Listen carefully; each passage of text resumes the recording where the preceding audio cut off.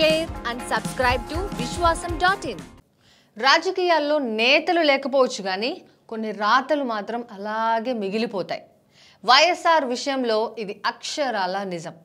కాంగ్రెస్ కోసం కన్నా కూడా తనకు తానుగా బలమైన తిరుగులేని నాయకుడిగా నిలబడడం కోసం వైఎస్ ఇంప్లిమెంట్ చేసిన గేమ్ ప్లాన్ ఏపీ రాజకీయాలను కుదిపేసింది.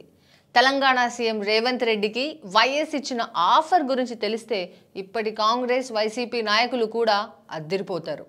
రాజకీయాల్లో ఇలాంటి ఇంట్రెస్టింగ్ ఇన్సైడ్ స్టోరీస్ కోసం ప్లీజ్ డూ సబ్స్క్రైబ్ విశ్వాసం.in. రేవంత్ రెడ్డి తొలిసారిగా 2009లో కొడంగల్ ఎమ్మెల్యేగా గెలిచి అసెంబ్లీలో అడుగుపెట్టారు. అప్పుడే వైఎస్ రెండోసారి సీఎంగా వెంట్రుకవాసి మెజారిటీతో సాధించారు.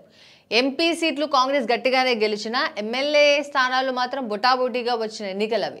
అందుకే ఆపరేషన్ ఆకర్ష్ పేరుతో వైఎస్ టీడీపీ ఎమ్మెల్యేలను ఆకర్షించేందుకు వ్యూహం సిద్ధం చేశారు. ఎన్నికలైన 15 రోజులకే రాజకీయం రంగులు మారడం మొదలైంది. సరిగ్గా ఇదే టైంలో ఏమైందంటే తొలిసారి ఎమ్మెల్యే అయిన కొద్ది రోజులకే అందరినీ ఆకర్షించిన రేవంత్ రెడ్డి సబ్జెక్టు మీద అవగాహన, బ్యాక్గ్రౌండ్ వర్క్ చేయడం ముందు నుంచి ఆయనకున్న అలవాటు. డేటాతో సహా మాట్లాడే స్వభావం ఆయన సొంతం. అందుకే తొలిసారి బడ్జెట్ మీద సుమారు 50 నిమిషాలు ప్రసంగించిన రేవంత్ రెడ్డి. రేవంత్ ప్రసంగం దీంతో టాక్ ఆఫ్ ది అసెంబ్లీ అయిపోయింది. అంతకుముందు జడ్పీటీసీగా పనిచేశాడని తెలుసు, ఆ తర్వాత ఎమ్మెల్సీ అయ్యాడు అని కూడా చాలా మందికి తెలుసు. కానీ అసెంబ్లీలో ఎలాంటి బెరుకు లేకుండా ఆర్థికపరమైన విషయాలపై అంత డెప్త్గా మాట్లాడడం, పైగా 2-3 సందర్భాల్లో అప్పటి ముఖ్యమంత్రి వైఎస్ఏ స్వయంగా లేచి సమాధానం చెప్పడం కూడా చర్చనీయమైంది. అప్పట్లో రెండోసారి ముఖ్యమంత్రి అయిన తర్వాత బడ్జెట్ ప్రవేశపెట్టినప్పుడు ఆ బడ్జెట్ మీద మాట్లాడే అవకాశం, దాదాపుగా సుదీర్ఘంగా ఒక 50 నిమిషాలు మాట్లాడే అవకాశం నాకు వచ్చింది. ఆ రోజు నాకు బాగా గుర్తుంది. ఈ రోజు కూడా రాత్రంతా ప్రిపేర్ అయ్యి డైరెక్ట్గా ఉదయం రెడీ అయ్యి అసెంబ్లీకి వెళ్ళి అసెంబ్లీలో మాట్లాడితే రాజశేఖర రెడ్డి గారు పదే పదే లేచి మేము లేవనెత్తిన అంశాల మీద వివరించే ప్రయత్నం చేసిండ్రు.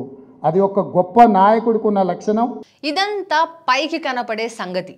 అయితే రేవంత్తో పాటు మరో 2 ఎమ్మెల్యేలకు వైఎస్ ఆహ్వానం పంపిన మాట సన్నిహితులకు తెలుసు. మీ ముగ్గురిని బ్రేక్ఫాస్ట్కి రమ్మన్నారు, మాట్లాడదామన్నారు అని కబురొచ్చింది.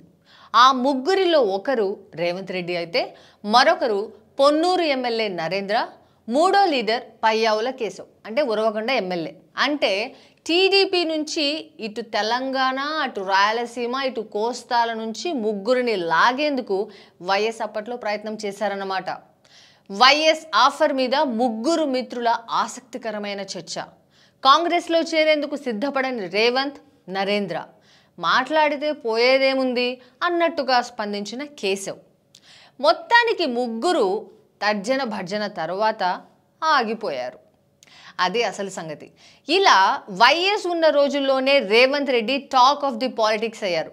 ఆ తర్వాత కొద్ది రోజులకే వైఎస్ హెలికాప్టర్ ప్రమాదంలో చనిపోవడం, ఆ తర్వాత ఎన్నికల్లో కాంగ్రెస్ చిత్తుగా ఓడిపోవడం జరిగిపోయాయి. కానీ అదే వైఎస్ తర్వాత కాంగ్రెస్ సీఎంగా ఇదే రేవంత్ రెడ్డి హైదరాబాద్ అడ్డాగా పరిపాలిస్తాడని ఆ రోజు వైఎస్ఏ కాదు, కాంగ్రెస్లో ఎవ్వరూ ఊహించి ఉండరు. అంతెందుకు రేవంత్ రెడ్డి కూడా అనుకొని ఉండడు. మీరేమంటారు?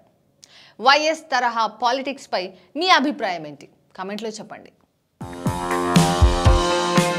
Like, share and subscribe to Vishwasam.in.